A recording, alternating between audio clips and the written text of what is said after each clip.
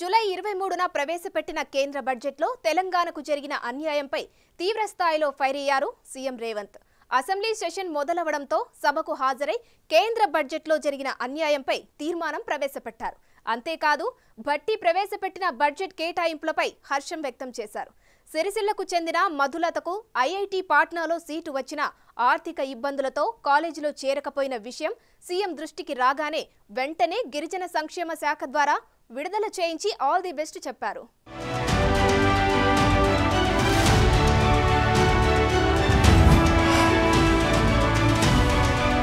ఈ నెల 23 నుంచి తెలంగాణ అసెంబ్లీ సమావేశాలు మొదలయ్యాయి. దీంతో తొలి రోజు కంటోన్మెంట్ దివంగత ఎమ్మెల్యే లాస్యా నందితకు అసెంబ్లీ నివాళి అర్పించింది. ప్రజల గుండెల్లో సాయన్న గారి కుటుంబానికి శాశ్వత స్థానం ఉంటుందన్నారు. శాసనసభలో సంతాప తీర్మానాన్ని ప్రవేశపెట్టిన సీఎం రేవంత్ రెడ్డి ఈ సందర్భంగా కంటోన్మెంట్ అసెంబ్లీ సెగ్మెంట్ లో సాయన్న కుటుంబం సేవలను గుర్తు చేశారు. 2024 ఫిబ్రవరిలో రోడ్డు ప్రమాదంలో మరణించడం తనను కలచివేసిందని సీఎం ఆవేదన వ్యక్తం చేశారు. కంటోన్మెంట్ ప్రాంతంలో ఎలివేటెడ్ కారిడార్ల నిర్మాణం ఆ ప్రాంతం జీహెచ్ఎంసీలో విలీనమవుతుందన్న ప్రస్తుత సందర్భంలో సాయన్న వారి కూతురు లాస్యా నందిత మన మధ్య లేకపోవటం అత్యంత బాధాకరమని ముఖ్యమంత్రి అన్నారు.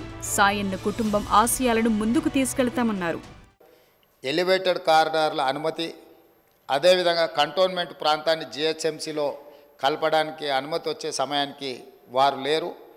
వారి వారసురాలుగా వచ్చిన లాస్యా నందిత గారైనా ఆ సందర్భంలో ఉండుంటే చాలా సంతోషపడి ఉండేవాళ్ళు. ఎందుకంటే సాయన్న గారి ప్రజలకు ఇచ్చిన మాట నెరవేరిందని. కానీ దురదృష్టవశాత్తు లాస్యా నందిత గారు కూడా ఈ కంటోన్మెంటు అత్యంత కీలకమైన సమస్యల పరిష్కార సమయంలో వారు మన మధ్యత లేకపోవడం బాధాకరమైన విషయం. ఏది ఏమైనా కంటోన్మెంట్ ప్రజల హృదయాలలో సాయన్న గారు కానీ సాయన్న గారి కుమార్తె వారసురాలు లాస్యా నందిత గారు కానీ శాశ్వతంగా ప్రజల హృదయాలలో నిలిచిపోతారు. ఇక జూలై 23న కేంద్ర బడ్జెట్ ప్రవేశపెట్టారు. ఆ బడ్జెట్లో తెలంగాణపై వివక్ష చూపించారని సీఎం రేవంత్ తీవ్ర స్థాయిలో ఫైర్ అయ్యారు. కేంద్ర బడ్జెట్లో తెలంగాణకు తీవ్ర అన్యాయం జరిగిందన్నారు. తెలంగాణ పట్ల పూర్తి వివక్షను ప్రదర్శించారని, బడ్జెట్లో తెలంగాణ అనే పదాన్ని నిషేధించారని మండిపడ్డారు. ఈ రకంగా కక్షపూరితంగా వ్యవహరించడం చరిత్రలో ఎప్పుడూ జరగలేదన్నారు సీఎం రేవంత్. కేంద్ర ఆర్థిక శాఖ మంత్రి నిర్మలా సీతారామన్ పార్లమెంటులో ప్రవేశపెట్టిన బడ్జెట్పై మంత్రివర్గ సహచరులతో కలిసి ముఖ్యమంత్రి మీడియా సమావేశంలో స్పందించారు. ఏపీ పునర్విభజన చట్టంలో భాగంగా ఆంధ్రప్రదేశ్కు రాజధాని నిర్మించడానికి, ఆంధ్రప్రదేశ్కు పోలవరం నిర్మించడానికి, ఆంధ్రప్రదేశ్లో వెనుకబడిన జిల్లాలకు నిధులను కేటాయించడానికి, ఎన్ని రకాలుగా ఆంధ్రప్రదేశ్కు నిధులను కేటాయించాలనో అన్నిటికీ ఆంధ్రప్రదేశ్ పునర్విభజన చట్టాన్ని ప్రస్తావిస్తూ ఆ నిధుల కేటాయించడానికి ఒక అవకాశంగా తీసుకున్నారు. ఆంధ్రప్రదేశ్కి ఇచ్చే నిధులను ఆంధ్రప్రదేశ్కు ఎందుకు ఇస్తున్నారని మేము అడగడం లేదు. పునర్విభజన చట్టంలో భాగంగా ఆంధ్రప్రదేశ్కు నిధులు ఇచ్చినప్పుడు పునర్విభజన చట్టంలో భాగంగా తెలంగాణకు నిధులు ఇవ్వాలన్న బాధ్యత కేంద్ర ప్రభుత్వానికి లేదా? అదే ఆంధ్రప్రదేశ్ పునర్విభజన చట్టంలో బయ్యారం ఉక్కు కర్మాగారం ఉంది, కాజీపేట రైల్వే కోచ్ ఫ్యాక్టరీ ఉంది, సాగునీటి ప్రాజెక్టులలో పాలమూరు రంగారెడ్డి ఎత్తిపోతలకు కేంద్ర ప్రభుత్వం పోలవరంకి ఏ విధంగా నిర్మాణానికి సహాయం అందిస్తున్నారో ఆ విధంగా నిధులను కేటాయించాలన్న ఆలోచన కానీ, అదేవిధంగా గిరిజన యూనివర్సిటీ 10 సంవత్సరాల తర్వాత ఇప్పుడు మొదలైన ములుగులో దాన్ని నిధుల విషయంలో కానీ మెట్రోకు కానీ, మూసీ రివర్ డెవలప్మెంట్ ఫ్రంట్ విషయంలో కానీ, RRR రీజనల్ రింగ్ రోడ్ విషయంలో కానీ ఏ విషయంలో కూడా ఈ బడ్జెట్లో ఒక్క రూపాయి కూడా తెలంగాణకు ఇవ్వడానికి ప్రయత్నం చేయలేదు. వికసిత్ భారత్లో తెలంగాణ భాగం కాదని కేంద్రం భావిస్తున్నట్టు తాజా వైఖరిని బట్టి స్పష్టమవుతోందన్నారు సీఎం రేవంత్. తెలంగాణ అభివృద్ధికి నిధులివ్వాలని స్వయంగా 3 సార్లు ప్రధానమంత్రిని కలిసి కోరామని, వివక్ష లేని, వివాదాలు లేని కేంద్రం రాష్ట్రాల మధ్య సత్సంబంధాలు కలిగి అభివృద్ధికి సహకరించాలని కోరామన్నారు. ఇతర రాష్ట్రాల కేటాయింపులపై తమకెలాంటి అభ్యంతరాలు లేవని, అయితే విభజన చట్టంలో పొందుపరిచినట్లుగా ఏపీకి నిధులు కేటాయించినప్పుడు అదే చట్టంలో పేర్కొన్న తెలంగాణ అంశాలపై ఎందుకు వివక్ష చూపించారు ఇచ్చారు, ఎందుకు నిధులు కేటాయించలేదని ప్రశ్నించారాయన.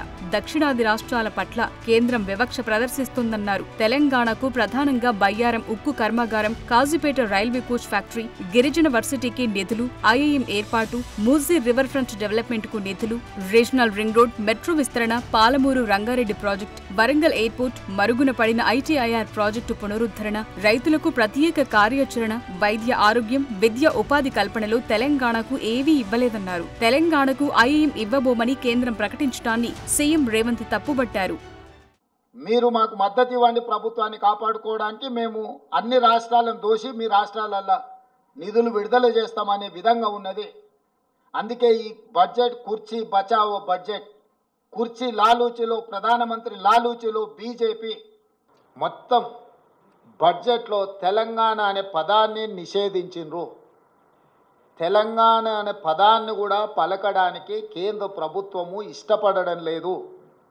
10వ బడ్జెట్ సమావేశాల సందర్భంగా ప్రధానమంత్రి గారు తెలంగాణ రాష్ట్ర ఏర్పాటు ప్రక్రియను తప్పుపట్టినప్పుడు, తెలంగాణ రాష్ట్ర ఏర్పాటు ప్రక్రియనే పార్లమెంటు విధి విధానాలు ఉల్లంఘించి ఏర్పడింది అని అన్నప్పుడు వారి మనసులో ఇంత కక్ష ఉంది తెలంగాణ పట్ల అనేది తెలంగాణ ప్రజలు ఊహించలేదు.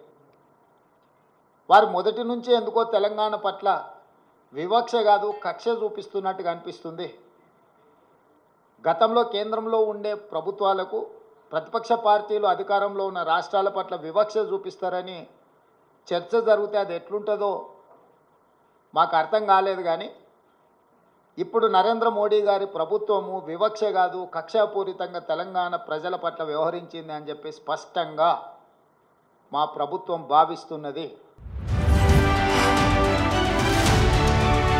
అటు కేంద్ర బడ్జెట్లో రాష్ట్రానికి జరిగిన అన్యాయాన్ని నిరసిస్తూ ఈ నెల 24న అసెంబ్లీలో తీర్మానం చేశారు. తెలంగాణకు న్యాయం జరిగేలా బడ్జెట్లో సవరణలు చేయాలన్నారు. కేంద్ర బడ్జెట్ కేటాయింపుల్లో తెలంగాణ పట్ల ప్రదర్శించిన వివక్షను నిరసిస్తూ శాసనసభ తీర్మానం ఆమోదించింది. ముఖ్యమంత్రి రేవంత్ రెడ్డి ప్రవేశపెట్టిన తీర్మానాన్ని సభ ఆమోదించింది. కేంద్ర బడ్జెట్లో అవసరమైన మేరకు సవరణలు చేయాలని శాసనసభ కోరింది. అదే సమయంలో నీతి ఆయోగ్ భేటీని సీఎం రేవంత్ బహిష్కరించారు కూడా.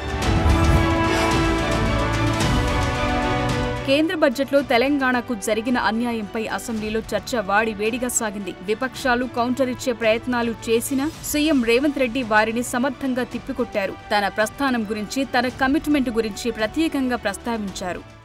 ప్రధాన ప్రతిపక్ష నాయకుడు గారు ఇక్కడికి వచ్చి 15 సంవత్సరాల తెలంగాణ ఉద్యమం, 10 సంవత్సరాల తెలంగాణ రాష్ట్ర ముఖ్యమంత్రిగా 25 సంవత్సరాలు పనిచేసిన అని గొప్పగా చెప్పుకుంటూ ఉంటారు. ఎప్పుడు వీళ్ళేమో భజన చేస్తూ ఉంటారు.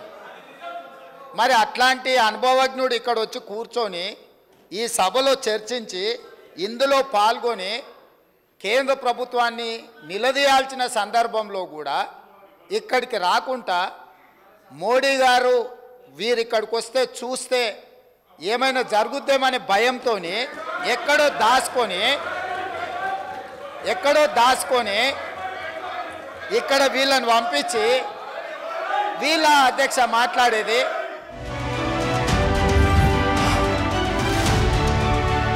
ఐఐటి పాట్నాలో సీట్ తెచ్చుకున్న బాదావత్ మధులతకు ప్రభుత్వం అండగా ఉంటుందన్నారు సీఎం రేవంత్ రెడ్డి. రాజన్న సిరిసిల్లకు చెందిన మధులతకు ఐఐటి పాట్నాలో సీటు వచ్చినా ఆర్థిక ఇబ్బందులతో కాలేజీలో చేరలేకపోతున్న విషయం తన దృష్టికొచ్చిందన్నారు. పేదరికంలో ఉండి కష్టాలను ఎదుర్కొని ఐఐటిలో సీట్ సాధించినందుకు అభినందనలు తెలుపుతున్నారని, ఏ ఆటంకం లేకుండా ఐఐటిలో తన చదువు కొనసాగించడానికి కావాల్సిన మొత్తాన్ని గిరిజన సంక్షేమ శాఖ ద్వారా ప్రభుత్వం విడుదల చేసిందని సీఎం రేవంత్ ట్వీట్ చేశారు. భవిష్యత్తులోనూ ఇలానే రాణించి తెలంగాణకు మంచి పేరు తీసుకురావాలని సీఎం ఆశీర్వదించారు.